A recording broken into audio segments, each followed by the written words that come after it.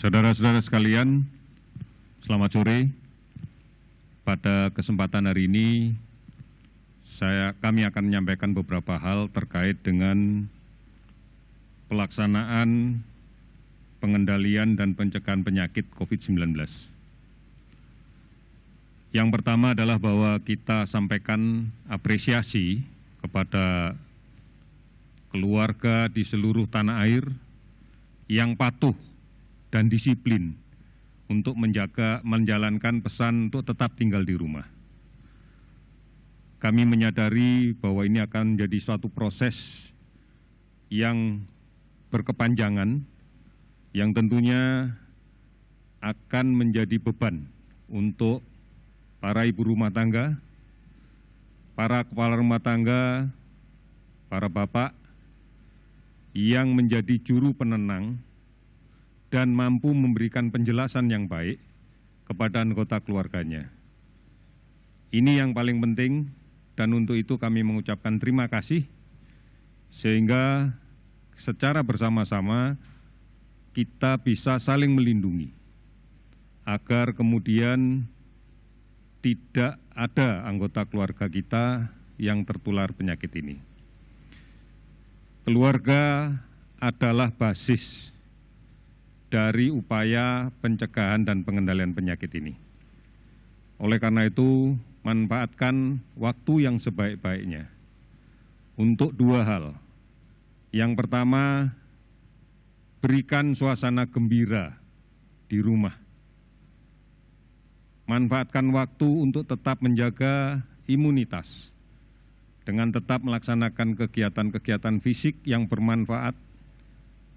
Kemudian kendalikan emosi, sajikan makanan yang sehat dan bergizi, tentunya kesempatan yang baik untuk bisa beribadah, berdoa bersama keluarga, dan kemudian waktu yang paling baik untuk bisa berkomunikasi intens dengan keluarga seluruhnya.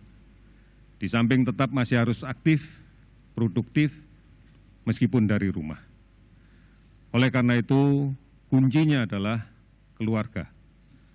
Harapan kita bahwa semakin banyak keluarga yang sehat, kita yakini masyarakat semakin kuat. Saya ingatkan sekali lagi kepada saudara-saudara sekalian, pada bulan-bulan ini secara klasik kita masuk pada tahapan pancaroba, di mana gambar yang klasik dari episode ini adalah munculnya penyakit demam berdarah. Oleh karena itu, bersama keluarga di rumah, mari lakukan pemberantasan sarang nyamuk. Karena kita tahu bahwa dengan munculnya penyakit demam berdarah ini akan memperburuk angka kesakitan dan angka kematian yang terjadi manakala mix bercampur dengan COVID-19. Kemudian tetap ikuti berita, ikuti perkembangan, dan lakukan edukasi yang baik dengan seluruh anggota keluarga. Banyak informasi yang bisa kita dapatkan. Untuk mendapatkan itu semua, baik melalui portal covid19.go.id ataupun call center 119, 117, Halo Kemkes di 15567, maupun di layanan-layanan aplikasi lainnya, maupun layanan telemedicine yang lainnya. Pastikan inilah informasi yang benar, sehingga kita tidak lagi terbawa pada kesimpang-siuran berita yang tidak perlu. Berikutnya yang kedua adalah bahwa per tanggal 5 April ini, kami sudah melakukan pemeriksaan di 9.712 warga yang dilaksanakan oleh tenaga kesehatan baik dari pusat sampai ke daerah dalam rangka menegakkan diagnosa COVID-19. Ini menjadi suatu yang penting karena kita sadari bersama bahwa keberadaan kasus positif di tengah masyarakat ini menjadi sumber bagi penularan di masyarakat itu. Oleh karena itu, segera carikan cari, temukan, dan kemudian isolasi.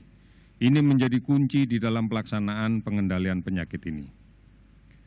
Oleh karena itu, mulai hari ini, sesuai dengan rekomendasi dari WHO, kita jalankan masker untuk semua. Semua harus menggunakan masker. Masker bedah, masker N95 hanya untuk petugas kesehatan.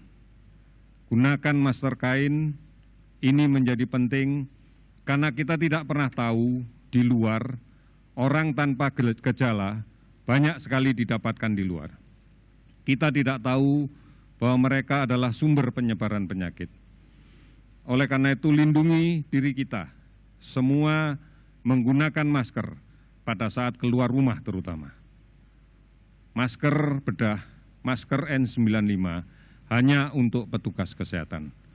Gunakan masker kain. Masker kain bisa dicuci. Kami menyarankan penggunaan masker kain tidak lebih dari 4 jam. Untuk kemudian dicuci dengan cara direndam di sabun, air sabun, dan kemudian dicuci. Ini upaya untuk mencegah terjadinya penularan.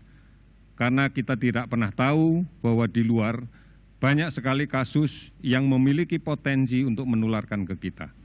Di samping cuci tangan dengan menggunakan sabun selama minimal 20 detik. Ini menjadi kunci bagi kita untuk kemudian mengendalikan penyakit ini.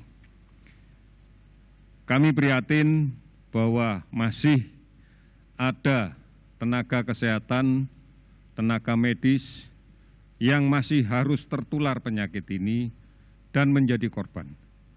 Oleh karena itu, komitmen pemerintah sangat kuat untuk melindungi mereka dengan secara terus-menerus mendistribusikan alat pelindungan diri agar mereka bisa bekerja dengan profesional, bekerja dengan nyaman, dan tidak ada kekhawatiran terpapar infeksi ini.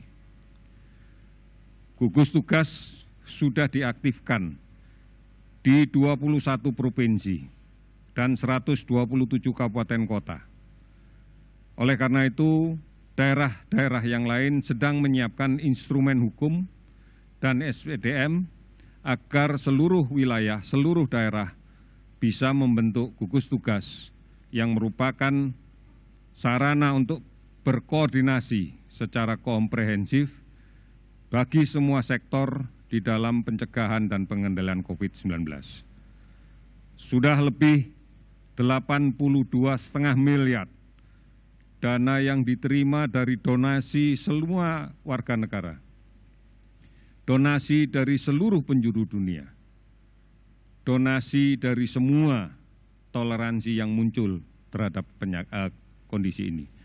Oleh karena itu, masyarakat tidak perlu berkecil hati karena pemerintah bersama semua kekuatan yang ada akan memberikan dharma bakti yang sebesar-besarnya dalam rangka melindungi seluruh warga kita dari ancaman COVID-19.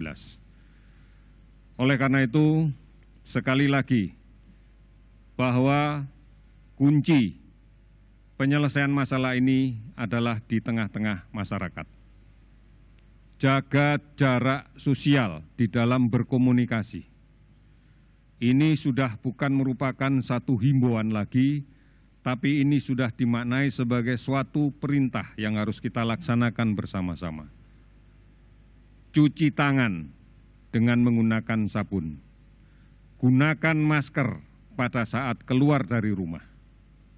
Hilangkan kebiasaan untuk menyentuh wajah, menyentuh mulut, menyentuh hidung, menyentuh mata pada saat tangan kita tidak bersih dan belum dicuci dengan menggunakan sabun.